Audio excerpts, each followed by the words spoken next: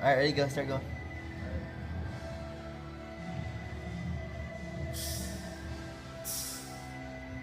Oh, Heather, I didn't see you. I just had you caught me between my supersets of buys and tries. Scientific fact, if you supplement your workouts with bicep curls, your frame time decreases by 20%. All right, cool. So let's go to the warm up for 14.5. It's gonna be a grinder. So Victor's got some good tips for you guys to get started. Cool. So, this is it's going to be a pretty long workout. I predict that most of you will be probably above 15 minutes. You know, that's what I'm probably shooting for. So, really, most important thing for this is being primed and ready for this long, arduous workout. So, how I would approach a warm up really would just be 15, 20 minute warm up, a really, really good warm up. It would consist of, airdyne, rowers, and maybe even the movements of the workout. So what I would do, for the first 10 minutes, switching between the airdyne and the rower, doing intervals, 30-second sprints. So starting off 3-4 rounds, below your racing pace or your workout pace, and then for the remaining rounds, I would go up to at least 90%, so above your normal pacing, row or airdyne pace, to get your heart rate jacked up. And then once, as far as like the movement goes, I would just maybe do 3 or 4 rounds of just, some light thrusters, maybe with the barbell, 10 thrusters, and then burpees, really just to kind of establish the motor pattern for the workout, so you're ready, because this is one that you're just gonna have to grind out from start to end. So that's how I would really approach the warm-up. So really basic, 20 minutes. If you do a 20-minute warm-up, make sure that you wait at least 10 to 15 minutes before you do the workout. Cool down a little bit, and then you'll be ready. Boom. What about the mobility stuff? What are the big kind of like key spots here? What I would think about is the front rack, being in that front rack position, because you'll be spending a lot of time there. So getting your arms mobilized, getting your shoulders mobilized, so you can sustain that duration of time in that position. So another thing I would also think about is mobilizing your thoracic spine. So we have multiple things to do that with, the foam roller, doing a T-spine smash, and yeah, that's what really I would think about. You could even just probably hang on the bar too, right? Like just kind of do different grips, switch up the grips, hanging on a bar like a passive hang, just to get everything open and loose, especially when we're going up overhead and open and closing in the burpee and in the thruster. I would say on the squatting portion, since you are going to be squatting, and you're going to be moving through the burpee, I would say hit the hamstrings, like light up the hamstrings, get them stretched out, loosened up, so you can utilize that whole length of the muscle.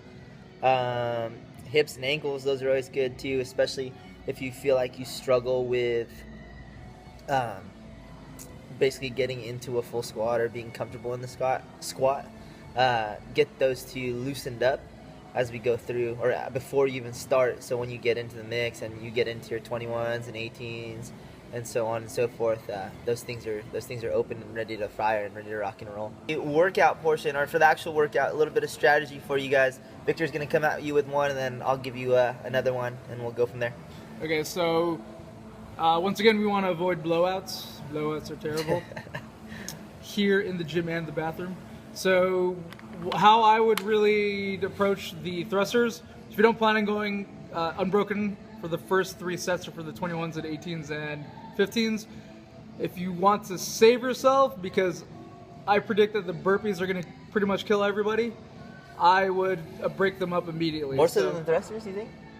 Well, that's for me. I think thrusters will be great for me. I think thrusters are going to be the hard part. So, so right, keep going. Okay, so thrusters, first 21. If you want to be conservative, 3 sets of 7. All right, so you don't redline right away. Same thing with the 18s, 3 sets of 6s. With the 15s, 3 sets of 5s. So after that, my goal would try to do everything unbroken after that. Once again, things probably won't go as planned, but that's a strategy. Like I said, being conservative on the thrusters for me would be how I would, kind of save myself, really. So if you are weak on the thrusters like me, and you think that's gonna be the burpees are gonna be a rest, I would say yeah, break up the thrusters right off the get go, just because it'll catch up to you, it'll creep up onto you if you do your first set of 21 and you're able to have the capacity to maybe do the 21s and the 18s unbroken. But like getting into the 15s, the 12s, the 9s, it'll probably catch up to you and it'll probably kind of bite you in the butt. So I would say break those up right away, like Victor's saying. And I would say probably push the burpee pace personally. Or that's what I'll be doing, just because the thrusters I think are going to be the harder part to do. And on the burpees too, try not to be all staggered and kind of like inaccurate of where your feet are being placed. Try to get your feet as close to the bars as you can, so that jump is super minimal.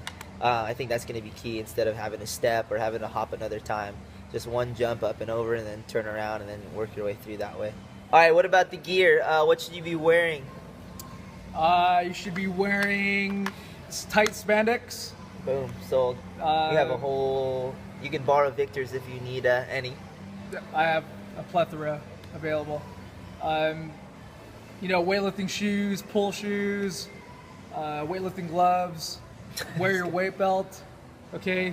Make sure that you get your ski masks and your helmets on, okay? So, I would say weightlifting shoes, just to help with that ankle flexion and that squat. It'll keep you a little more upright on your torso. Knee sleeves, I don't know, you might want to use them if that's kind of like your thing and you like to keep those on and kind of keep your knees nice okay and warm and all that fun stuff.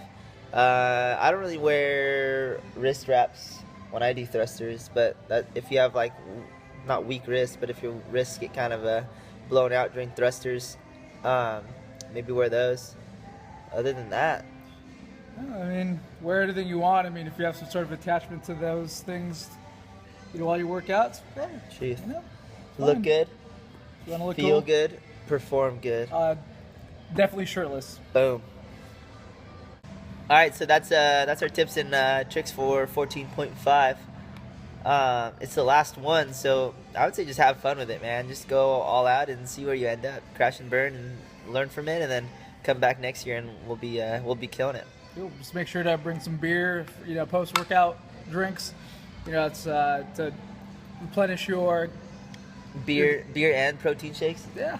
Beer mixed with protein shakes. Protein shakes. That's what they call them now. They're protein shakes. Yeah. So bring plenty of that. Cheers. Maybe some meat.